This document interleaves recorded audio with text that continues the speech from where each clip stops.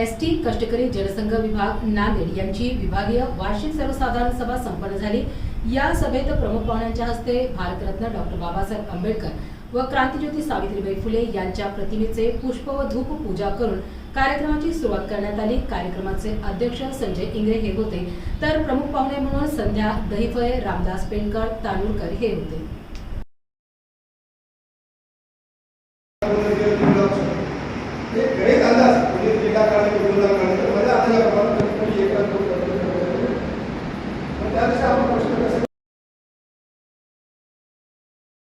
तयार केली किंवा त्याने वकिलाकडे साहेबांकडे गेली किंवा तुम्ही आमचे हे वकील सरकार आमच्या कारवाई करणार आहे, तुम्ही आमचा सहभाग व्हा, विनंती करून साहेबांकडे गेले। तेव्हा त्याने स्वतःचे जे 300 रुपये आहेत त्याने गुजरांनी त्या मंडळी मागले, साहेबांनी कुठे कोणाला पैसे आकारून मागले ती पण कार्यक्रमात बोलतात पैसे नाही काय बोलत आपण साहेबांना पैसे मागले म्हणजे हे गैरसमज प्रश्न झाला, साहेबांपासून दूर करण्यात आलं। पण त्या कोर्टाच्या कारवाईसाठी घेऊन टोटल सगळ्या कर्मचाऱ्यांनी वकील साहेबांच्या न्यायालयाच्या मागण्या संविधानाच्या मागण्या म्हणून सामान्य लढा चालला। सामान्य झाल्यावर याच्यामध्ये कोर्टाचा आपला निकाल काय आला की आपल्याला हे सेवा स्वरूप देण्यात यावी सामान्याचे, पण काम न दाम याच्या तत्वावर मला तुमच्या पैसे मिळाले सर्व कंटिन्यू सर्व्हिस।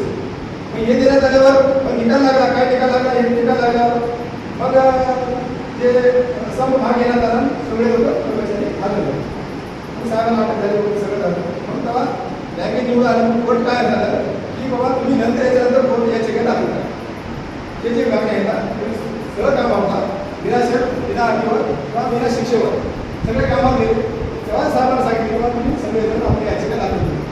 मग तेव्हा कोर्टात करण्यात आलं की साहेबांना 800 रुपये मागले, 800 रुपये इतकं कोटीचा मागला म्हणून त्यावेळेस साहेबांना सुरू करण्यात आलं, तर याचिका आता पण लागली, अशा निकाल लागला।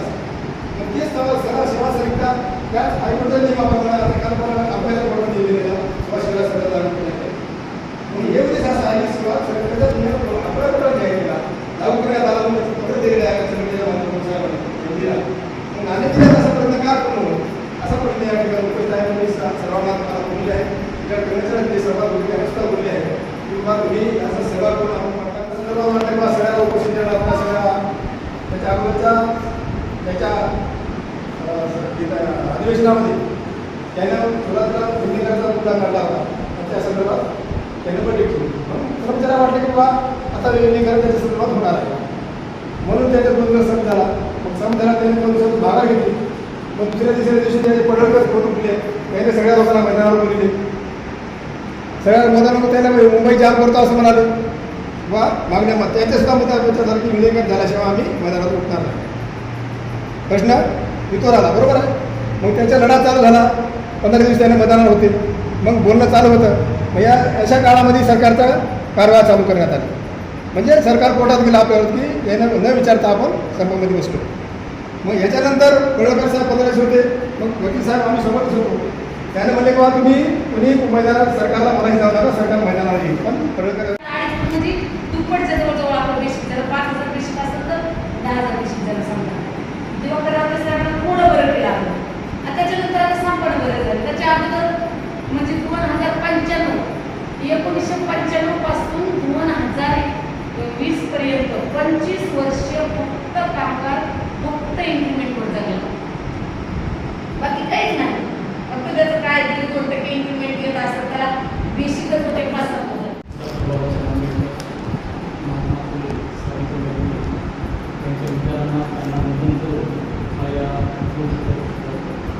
आजच्या कार्यक्रमाचे अध्यक्ष इंगळे साहेब, आम्हाला बँकेचे जे सर्व आहे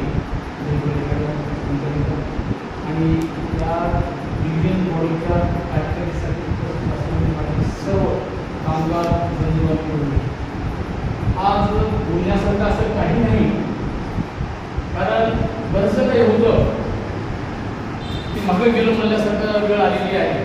म्हणून तुम्हाला एक छोटंसं सांगतो, कुलूप हे दरवाजापेक्षा मोठा असते, कुलूप हे दरवाजापेक्षा मोठा असते, चावी हे कुलपापेक्षा मोठा असते।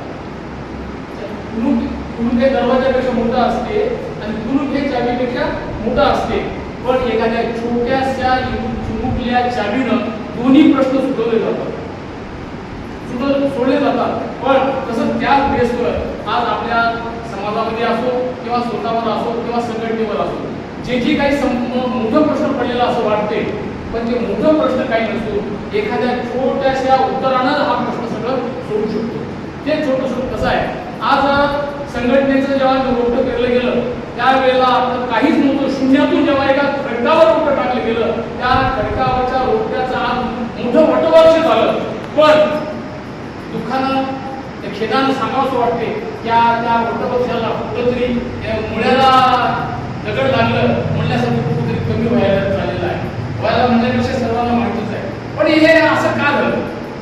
आज एवढी मोठी झालेली सर्वांच्या मनामध्ये बसलेली जी संघटना आहे, आज ही अवस्था का झाली, ह्या गोष्टीचं आपल्याला सर्वांना आत्मचिंतन करण्याची गरज आहे. म्हणून म्हटलं एखादी छोटी चाबी आहे, चाबीचं कुटुंबाचं सगळं काही प्रश्न सुटते, तसं ह्या सगळ्याचं उत्तर आणि आपल्याकडेच आहे. याच्यासाठी आपल्याला आत्मचिंतनाची गरज आहे, आत्मविश्वासाची गरज आहे. आत्मविश्वास असलेले, संघटनावर आत्मविश्वास असलेले सगळे कार्यकर्ते या ठिकाणी थांबलेले आहेत. मला पूर्ण विश्वास आहे की पूर्ण संघटना अजून जोमानं या ठिकाणी येईल असं पूर्ण विश्वास करतो.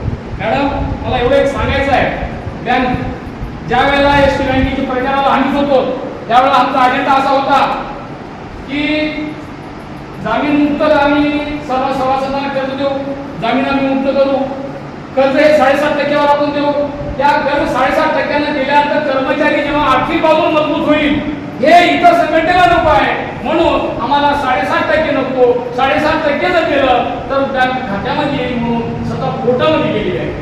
हे सगळ्याला माहीत आहे. पण ह्याचं पाहिजे त्या प्रमाणात, या कागदाचं पाहिजे त्या प्रमाणे झालं नाही, प्रचार झालं नाही. या प्रचारामध्ये कुठंतरी आपण कमी पडलो, म्हणून त्यांनी दुष्टबुद्धी घेऊन त्यांनी काय ते दुसरं प्रचार केलेले आहे की बाबा या बँकाचा गुन्हा नाही, एफडी काढून घ्या, एफडी काढून घ्या म्हणले, एफडी काढून घ्यायला सुरुवात केली. मला एवढं सांगायचं आहे, कर्मचाऱ्यांचं एवढं बाब तुम्ही डोक्यावर गेल्या, आज एफडी काढलेले कर्मचारी इतर बँकेमध्ये भरलेले आहेत, ते बँक बुडून गेलेले आहेत. हे पैशाचं पाप कुणावर नाही. एखाद्या एसटी मध्ये पैसे टाकलेले आहेत, ते एसटी बुडालेली आहे.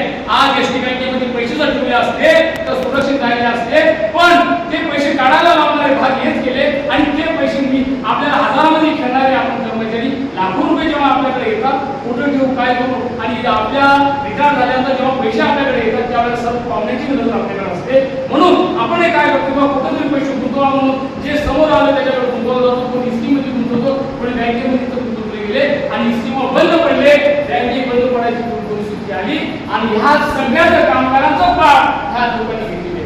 आजपर्यंत जे आर्थिक बाजूने कमकुवत करण्याचं जे काम केलेलं आहे, फक्त आणि फक्त कोर्टाला आशा ठेवून मोठं आशा दाखवून कामगार संघटनेनं आपल्याला हेच काम केलेलं आहे की असं करू तसं करून म्हणले आणि कामगाराच्या खिशातलं पैसे काढून, तोंडातलं घास काढून स्वतःच्या संघटनेचं प्रॉपर्टी तयार केली. त्या प्रॉपर्टीचं कामगाराला काय फायदा आहे?